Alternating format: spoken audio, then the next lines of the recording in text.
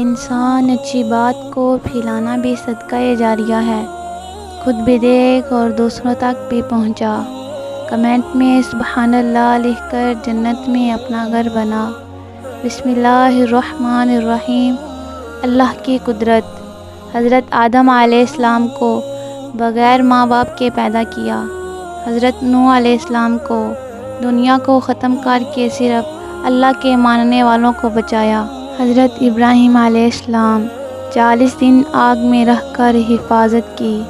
حضرت اسماعیل علیہ السلام ذبح ہونے سے بچایا اور آب زمزم کا تحفہ دیا۔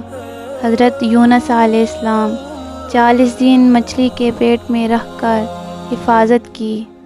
حضرت زکریا علیہ السلام بڑھاپے میں بیٹا ہونے کی خوشخبری سنائی۔